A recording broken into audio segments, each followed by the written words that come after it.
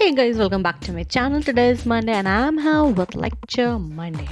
And going through the crops, we stuck on groundnut, जिसको scientifically अराचिस hypogaea के नाम से जाना जाता है. इसके और भी कई नाम है जैसे पीनट हो गया, अर्थ नट हो गया, मंकी नट हो गया.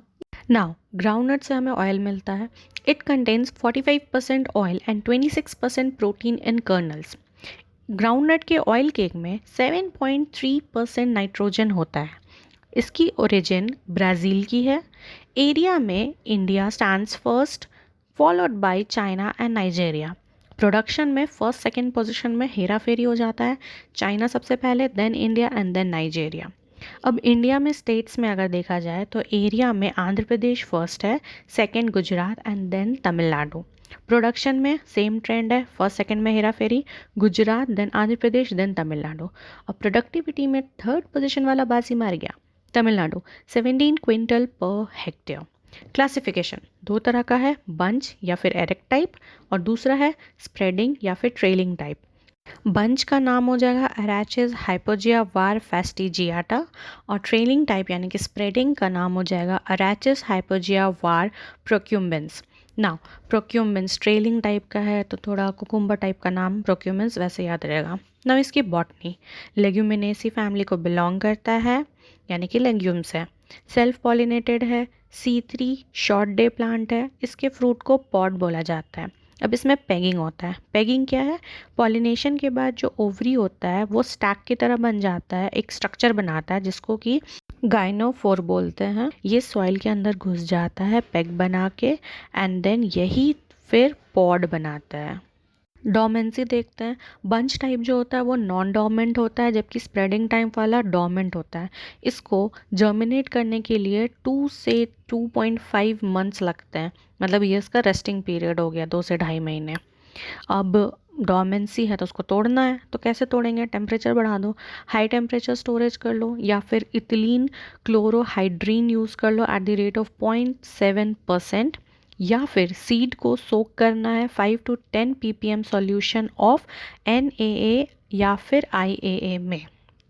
अब कुछ वेराइटीज़ देख लेते हैं. बंच में हो जाएगा ज्योति और TMV2 हो जाएगा, जबकि स्प्रेडिंग में Chandra, TMV1, RS1, and semi spreading में AK10.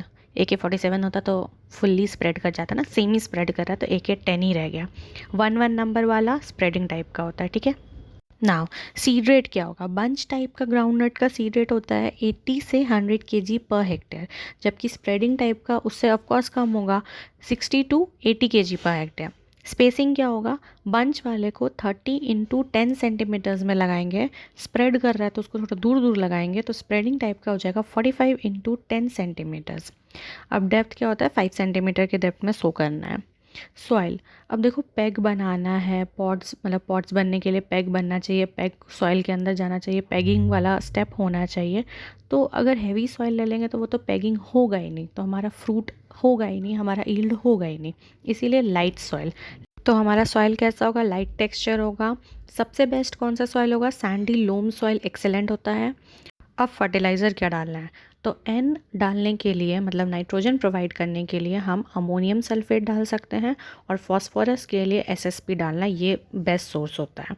अब ग्राउंडनट में एक और चीज़ होती है, पॉपिंग इन ग्राउंडनट. ये क्या होता है? जब पॉड्स बनते हैं विदाउट कर्नल्स या फिर अनफिल्ड ग्रेन्स वाले होते हैं, तो इसको बोलते हैं पॉपिंग, मतलब इस स्टेज को बोलते हैं पॉपिंग.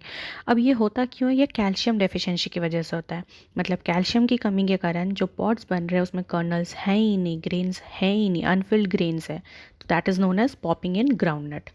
नाउ हम सॉइल में 250 kg जिप्सम पर हेक्टेयर के दर से डाल सकते हैं. कब डालना है जिप्सम को? प्री फ्लावरिंग स्टेज में, that is 30 days after sowing में डालना है. ये क्या करता है? ये पॉड फॉर्मेशन और डेवलपमेंट में हेल्प करता है. सोइंग टाइम क्या होता है? लास्ट वीक ऑफ मई से लेके first fortnight of June is the best time for sowing. Now एक फंगल इन्फेक्शन है जो कि ग्राउंडनट के कर्नल्स में हो जाता है, that is alpha toxin contamination in groundnut. ये होता है एस्परजिलस फ्लैवस की वजह से। अब ये फंगस क्यों लग जाता है? क्योंकि मॉइस्चर कंटेंट जो है जहाँ हम लोग कर्नल्स को स्टोर किए वो ज़्यादा हो गया, मतलब हाई मॉइस्चर हो गया इस वजह से। तो इसका मैनेजमेंट कैसे करना है? हम लोग को कर्नल्स को स्टोर करना है at a level of 8% moisture. Moisture की वजह से फंगस लग रहा है तो मॉइस्चर को कंट्रोल रखो, सिंपल। अब लास्ट में सबसे बेस्ट चीज़ देख लेते हैं, इंपॉर्टेंट पॉइंट्स, जो कि मेरे को बहुत पसंद है इस बुक का, कि मस्त इंपॉर्टेंट पॉइंट्स दिया एग्जाम के पहले, ये सारे पॉइंट्स पढ़ो और चल दो। तो इसका बॉटनिकल नेम क्या है? रैचेस हाइपोजिया है। इसका ओरिजिन ब्राज़ील है। हाईएस्ट प्रोड्यूसिंग स्टेट कौन सा है? गुजरात है। और एरिया में कौन सा था? आंध्र प्रदेश था। थर्ड में कौन सा था? तमिलनाडु। प्रोडक्टिविटी कहाँ सबसे ज़्यादा था? तमिलनाडु, 17 के क्विंटल पर हेक्टेयर। ना इसका शेलिंग परसेंटेज क्या होता है? 70% होता है। ऑयल परसेंटेज 45% होता है। और प्रोटीन कितना था? 26% था। नाइट्रोजन परसेंटेज कितना होता है? 7.3। नाउ बेस्ट सॉइल क्या है? सैंडी लोम सॉइल था।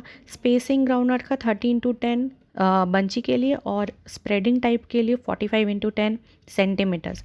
हाई ईल्डिंग वेराइटी कौन सा है? ज़्यादा स्प्रेड करा, ज़्यादा फैल रहा, ज़्यादा ईल्ड देगा, spreading type. Now pegging stage कब होता है, मतलब पेग्स कब बन जाते हैं, पेगिंग स्टेज कब आता है? 55 डेज आफ्टर सोइंग। तभी तो 30 डेज़ पे हम लोग जिप्सम डाल रहे थे, ताकि वो हेल्प कर रहा था पॉट फॉर्मेशन में। तो 30 डेज़ के बाद डाल रहे हैं तो उसके बाद ही आएगा, तो 55 days. Chemical used for floral initiation कौन सा होता है? NAA at a rate of 40 ppm। ना फ्रूट को क्या बोलते हैं? हमने क्या पढ़ा था? फ्रूट को पॉड्स बोलते हैं। यहाँ क्या लिखा हुआ है? नट। नट भी बोलते हैं, बट टेक्निकली ये नट नहीं है, ये एक्चुअली पॉड ही है, क्योंकि ये लेग्यूम्स है। इसका नाम पीनट ज़रूर है बट है लेग्यूम, बट इसके फ्रूट को भी नट बोलते हैं। लेकिन बॉटनिकली अगर देखा जाए तो नट क्या होता है? नट होता है इनडेसेंट फ्रूट। अब इनडेसेंट फ्रूट क्या होता है? वो फ्रूट जिसे मेच्योरिटी आ चुका है लेकिन वो खुला नहीं है, fruit that does not open at its maturity to give seeds, उसको बोलते हैं नट। तो टेक्निकली नट नहीं है, बट ठीक है, नट है। So next one, herbicide. Herbicide कौन सा हम लोग इसमें यूज़ कर सकते हैं? टोक E25। Post emergence early herbicide जो इसमें यूज होता है, दैट इज इमिजाथापाइर। नाउ बिटरनेस किसकी वजह से होता है? फंगल टॉक्सिन की वजह से। Alpha toxin, protein 26%। गाइनोफोर को क्या बोलते हैं? पेग बोलते हैं। लीव्स की येलोइंग क्यों हो जाती है? आयरन डेफिशिएंसी की वजह से लीव्स पीला हो जाता है।